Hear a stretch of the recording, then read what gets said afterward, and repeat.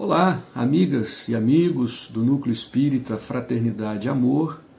Sejam bem-vindos à aula 8 do curso básico de Espiritismo com o tema Perispírito. Nesta aula, nós vamos explicar o que é o perispírito, qual a sua função e suas propriedades. Para nós entendermos a existência da vida na dimensão física e espiritual, assim como a relação com o mundo espiritual através do intercâmbio mediúnico, a reencarnação, a desencarnação, é necessário compreendermos o ser humano de forma integral. E nesse aspecto é fundamental conhecermos uma das partes que compõem o ser humano, que é o perispírito, além da alma e do corpo, naturalmente.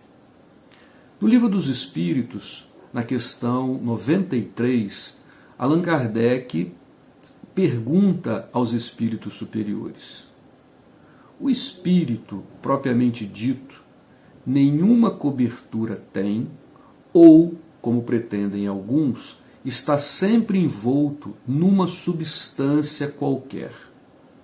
E os espíritos, então, respondem a Kardec: envolve-o uma substância vaporosa para os teus olhos, mas ainda bastante grosseira para nós.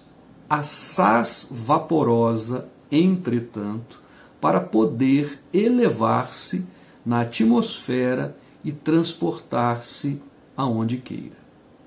E Kardec, comentando esta resposta, ele então cria a palavra perispírito. Essa palavra que tem como origem do grego peri, que significa em torno, e do latim spiritus, alma ou espírito, para designar então esse envoltório do espírito, aquilo que estaria em torno do espírito. E Kardec, naturalmente muito didático, nos fez uma comparação, com o fruto que possui o germen, o perisperma e a casca. Então, nessa metáfora, nessa comparação, o germen, a parte mais interna, o principal, digamos assim, a essência do fruto seria a alma, a casca, a parte externa, aquilo que a gente vê, o corpo material, e o elemento de ligação, o intermediário entre a casca e o germen, seria o perisperma, que no nosso caso, então, seria o que ele denominou como perispírito. Ainda no Livro dos Espíritos, na questão 135, Kardec pergunta: há no homem alguma outra coisa além da alma e do corpo? Os espíritos vão então claramente nos dizer: há o laço que liga a alma ao corpo. Esse laço, portanto, é o perispírito. De que natureza é esse laço? Pergunta Kardec. E os espíritos vão dizer: semimaterial. Isto é, de uma natureza intermediária entre o espírito e o corpo. É preciso que assim seja para que os dois se possam comunicar um com o outro. Por meio desse laço é que o espírito atua sobre a matéria e reciprocamente. Portanto, Kardec observa que o ser humano, que o homem, é um ser complexo, formado de 3 partes essenciais. O corpo, o ser material, análogo a de todos os animais e animado pelo mesmo princípio vital.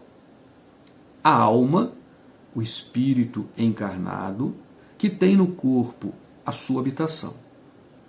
Este é o ser inteligente. Então, o espírito é o ser inteligente, o ser pensante, o ser moral e imaterial. Somos nós, espíritos.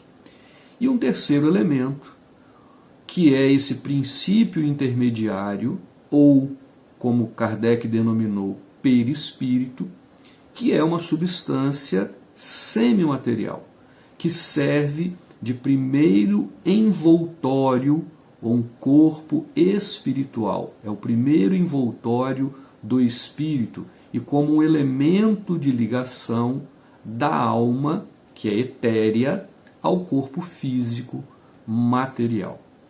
Então, o ser humano encarnado é constituído de corpo material, alma ou espírito encarnado, ligado ao corpo físico por meio do perispírito, que é este laço de ligação.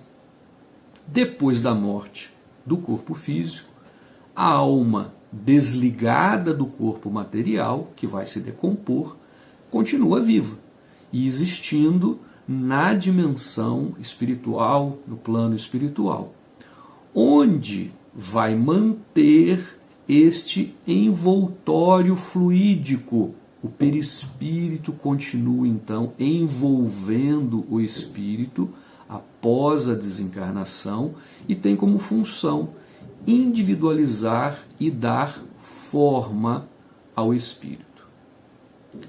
Assim, qualquer que seja o grau em que se encontre, o espírito está sempre revestido de um envoltório ou do perispírito, cuja natureza se eteriza, ou seja, fica cada vez mais etéreo, mais sutil, à medida que ele se depura e se eleva na hierarquia espiritual. Quanto mais elevado o espírito, quanto mais puro o espírito, mais sutil é este envoltório, mais sutil é o seu perispírito. É importante ressaltar ainda que encontraremos, tanto na literatura espírita quanto fora dela, outras denominações para o perispírito, para este envoltório que Kardec denomina como perispírito, mas nós vamos encontrar, por exemplo, a denominação como um sinônimo de perispírito, corpo espiritual, psicossoma, como é a denominação dada por André Luiz na série, psicografada por Chico Xavier, que trata do mundo espiritual. Ele chama o perispírito de corpo espiritual ou então psicossoma. Vamos encontrar ainda a denominação corpo fluídico, vamos encontrar como mediador plástico e, segundo o professor Hernani Guimarães Andrade, como o modelo organizador biológico. Todas essas denominações representam, são sinônimos da mesma coisa, desse envoltório fluídico que Kardec denomina por perispírito. Tratando das funções do perispírito, nós podemos então afirmar que, em virtude da sua natureza etérea, o espírito não pode atuar diretamente sobre a matéria grosseira sem um intermediário, sem um elemento que o liga à matéria. Dessa forma, o perispírito ele age então como esse elemento intermediário do espírito para atuação na matéria. Da mesma forma, quando revestido do corpo material, os estímulos do corpo físico, captados através dos órgãos dos sentidos corpóreos, só vão chegar ao espírito através do perispírito. Então a gente observa que o perispírito ele é um elemento intermediário de dupla via. Ele permite a transmissão e a conexão do espírito ao corpo material e vai levar ao espírito todas as sensações percebidas pelo corpo material. O perispírito ele tem, portanto, essa finalidade de servir como transmissor e receptor, esta mão dupla das sensações do ser, do espírito. O espírito quer, o perispírito transmite e o corpo executa. O perispírito, portanto, é apenas um agente de transmissão. Sem a alma, que é o princípio inteligente, o perispírito, assim como o corpo material, é uma matéria inerte, sem vida, privada de vida, sem sensações. Né?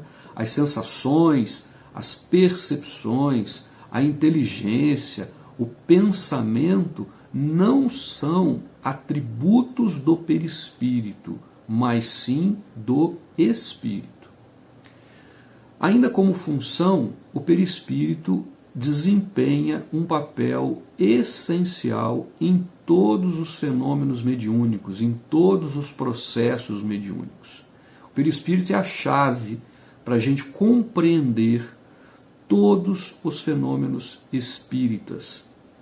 É por meio do perispírito que os espíritos agem sobre a matéria, produzem diferentes manifestações, podem ser de efeito físico, por exemplo, como barulhos, como pancadas, como movimentação de objetos. Todos esses fenômenos de efeito físico, eles têm como agente, né, o espírito agindo sobre o perispírito. Além dos fenômenos físicos, também os fenômenos mediúnicos e intelectuais, né, como a transmissão do pensamento, a visão, a audição. Como exemplo, nós podemos afirmar que um médium vidente, ele não vê propriamente o espírito que não tem forma, mas o que ele vê é o perispírito, é o envoltório do espírito que dá forma ao mesmo.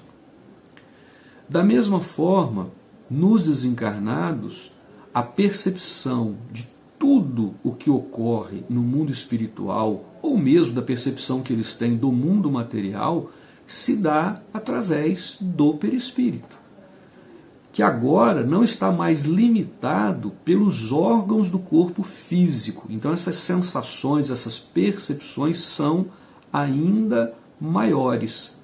Neste caso, o perispírito tem, portanto, a função de ser o órgão sensitivo do espírito, que não está mais localizado especificamente em um ou outro órgão do sentido, como é o caso do corpo material.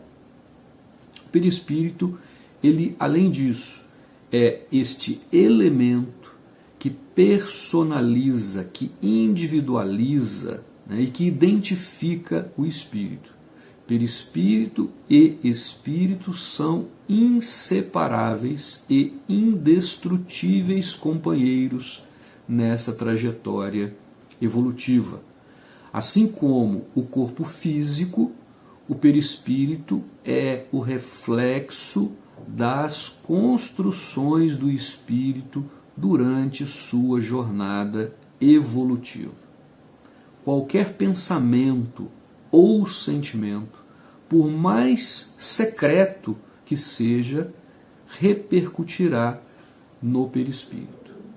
E com a evolução espiritual, o envoltório fluídico do espírito, ele se renova, ele se ilumina. Essa intensidade da radiação é diretamente proporcional à pureza do ser. Por isso, na dimensão espiritual, o desencarnado nada pode ocultar. Então, o espírito no mundo espiritual não esconde nada, não oculta nada dos demais. Essa sua veste, né, esse seu envoltório, que é o perispírito, vai denunciar, vai mostrar o seu estado interior.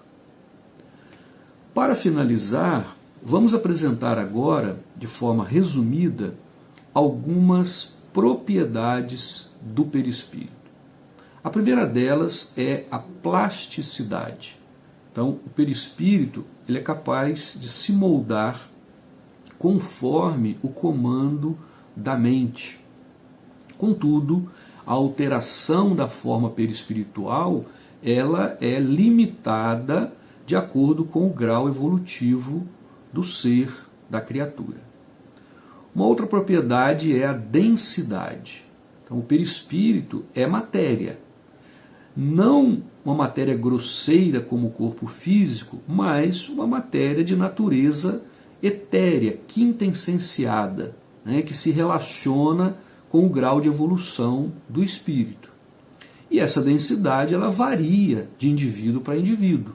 Quanto menor a sua densidade, menor o seu peso, maior a sua luminosidade. Quanto mais o espírito evolui também e vai se tornando cada vez menos denso o seu perispírito. A outra é a ponderabilidade. O perispírito tem sim o seu peso que está relacionado à evolução do espírito, né? Pois na nossa posição mental é o ponto determinante para o peso do nosso envoltório perispiritual. Outra propriedade é a luminosidade. Então, o perispírito tem uma luminosidade, ele irradia uma luz, e essa luminosidade do perispírito é, naturalmente, uma condição particular, específica de cada ser. A luz que é irradiada por um espírito, ela é muito diferente desta luz emitida aqui, né, no nosso plano físico. A outra é a penetrabilidade. Então, o perispírito pode penetrar qualquer ambiente físico, pois a natureza fluídica do perispírito, ela está numa faixa vibratória diferente da do plano físico. Então, a penetração desse espírito, naturalmente, ela depende da condição mental de cada criatura. Visibilidade. Então, o perispírito, ele é invisível aos olhos físicos, mas não aos olhos do espírito. Então, como nós já dissemos, o médium vidente, ele é capaz de ver não com os olhos físicos, mas com os olhos do espírito, o perispírito. Então, o perispírito, ele é visível aos olhos do espírito. Corporeidade. Então, o corpo perispiritual é resultado de uma aglutinação de recursos naturais terrestres ou do planeta onde o espírito habita, e que vai surgir então como essa estrutura que é semimaterial, quase material. Outra propriedade é a tangibilidade. Então, o perispírito pode se tornar tangível, recolhendo do ambiente e da natureza recursos que lhe sejam necessários para ser visto e tocado. Os fenômenos de materialização, por exemplo, eles estão relacionados a esta propriedade do perispírito, que é a tangibilidade, ele poder ser tocado, poder ser visto como algo material. Uma outra propriedade interessante é a expansibilidade. Então, o perispírito, ele pode expandir-se conforme as suas condições. Então, ele amplia o seu campo de sensibilidade, eventual ou temporariamente, de acordo com a realidade do mundo espiritual, da sua condição, né? Quando encarnado, esse perispírito, que é o laço de ligação, como nós já sabemos, entre a alma e o corpo, ele não está dentro do corpo, preso ao corpo. Ele é expansível. Uma outra propriedade é a mutabilidade. Ele pode ser modificado, a sua forma pode ser modificada. Então, o perispírito é suscetível, ele pode modificar-se no que se refere à sua estrutura, à sua forma. Uma outra propriedade interessante é o odor, o cheiro. Então, o perispírito possui, sim, alguns odores particulares que são perceptíveis por espíritos. Uma outra propriedade é temperatura. O perispírito de um médium pode registrar, por exemplo, sensações térmicas, dependendo do grau de evolução dos desencarnados. Então, eles podem ter sensações de frio ou de calor como inclusive são relatadas em algumas obras de André Luiz. Muito bem, o nosso objetivo nesta aula foi, portanto, de apresentar de forma objetiva, de forma resumida, o que é o perispírito, quais são as suas funções, quais são as suas propriedades. Este é um estudo muito complexo, muito mais complexo do que nós imaginamos e do que nós apresentamos aqui. E aqueles que desejarem se aprofundar, nós sugerimos o estudo das obras básicas da doutrina espírita, assim como o estudo das obras do espírito André Luiz, na psicografia de Chico Xavier, onde o tema também é abordado de maneira detalhada. Muito obrigado e não percam a próxima aula do curso básico de Espiritismo sobre desencarnação.